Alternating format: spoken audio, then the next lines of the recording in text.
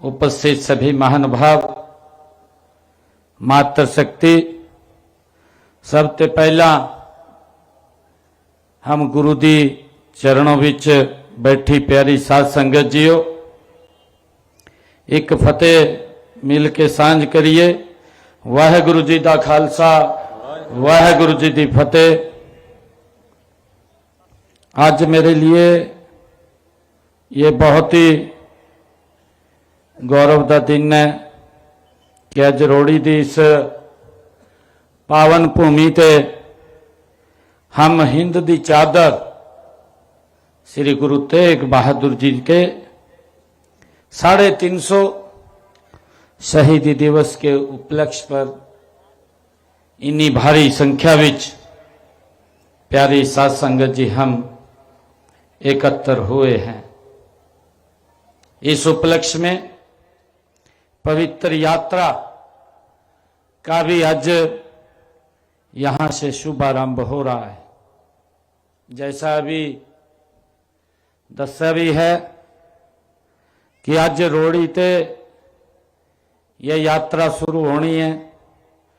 24 तारीख को कुरुक्षेत्र छठी पातशाही गुरुद्वारा विच ये पहुंचणगी। पूरे हरियाणा दे चक्कर थां थां ते जा करके जिथे साडे गुरुआं ने किसी न किसी समय में वहां आकर के समाज नूं एक दिशा देने का काम किया है। दूजी यात्रा वो कालका पिंजौर से चलेगी। तीसरी यात्रा हमारी फरीदाबाद से चलेगी और चौथी यात्रा सौढौरा कालेश्वर से चलेगी, जहां गुरु का पवित्र स्थान से। यह यात्रा श्री गुरु तेग बहादुर जी के तप, त्याग, विचार और धर्म के लिए उनकी शहादत को जन जन तक पहुंचाने का ये हरियाणा सरकार ने और गुरुद्वारा प्रबंधक कमेटी हरियाणा ने ये महाअभियान लिया है। इस यात्रा सहित श्री गुरु तेग बहादुर जी के 350वें ये शहीदी वर्ष के उपलक्ष्य में प्रदेश में, जैसा मैंने दस्या भी है कि 4 यात्राएं ये चलेंगी। श्री गुरु तेग बहादुर जी हम सब जानते हैं कि केवल ये सिखों के नहीं, केवल भारत के ही नहीं, बल्कि ये पूरे विश्व के मानव अधिकारों के गुरु तेग बहादुर जी प्रथम महानायक हैं। हम सब जानते हैं गुरु प्यारी साध संगत जीओ कि 1664 में 8वें गुरु हरि किशन जी के ज्योत समा जाने के बाद गुरु तेग बहादुर जी गुरु गद्दी पर बैठे। उस समय जो हालात थे वो हालात इतने नाजुक थे कि गुरु गद्दी पर बैठना शहंशाह औरंगजेब से शत्रुता मोल लेने के बराबर था।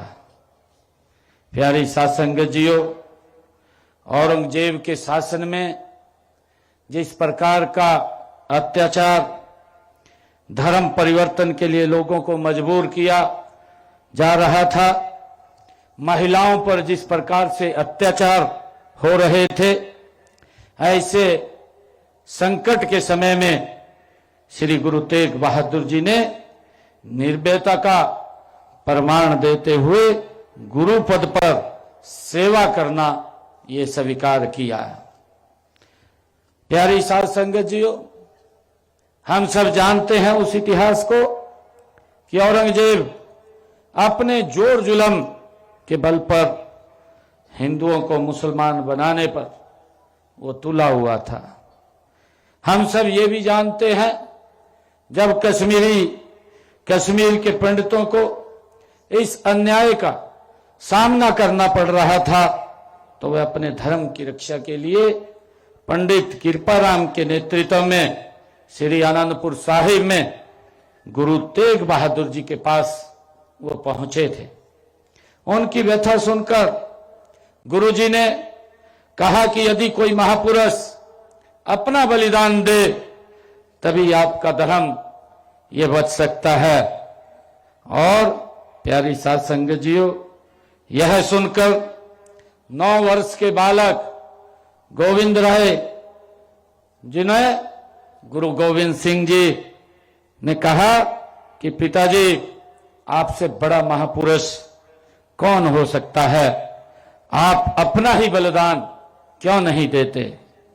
अपने पुत्र की, गुरु गोविंद सिंह जी की बात को सुनकर के गुरु जी ने पंडितों से कहा कि जाओ औरंगजेब को जाकर के ये कह दो कि यदि गुरु तेग बहादुर इस्लाम स्वीकार कर ले तो हम सब इस्लाम स्वीकार कर लेंगे। ये गुरु तेग बहादुर जी ने उनको कहा। और प्यारी साध संगत जीओ, हम सब जानते हैं कि इसके बाद गुरु जी औरंगजेब से मिलने वो दिल्ली रवाना हो गए। दिल्ली पहुंचने के बाद गुरु जी को बंदी बना लिया गया।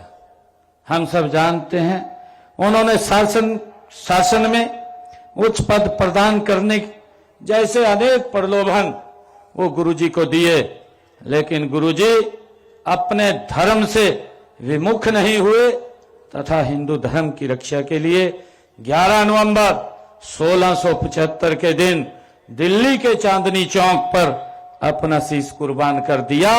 उन्होंने एक महान शहीद की तरह मौत का सामना किया। उनकी शहादत श्री गुरु गोविंद सिंह जी ने कहा था। गुरु गोविंद सिंह जी ने कहा कि तिलक जंजू राखा प्रभु ताका, किन्नो बड़ो कलो मही साका।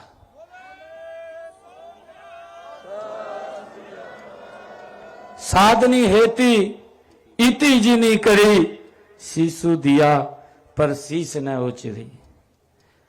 गुरु तेग बहादुर जी ने तिलक और जनेऊ की रक्षा के लिए पृथ्वी पर यह महान बलिदान दिया है।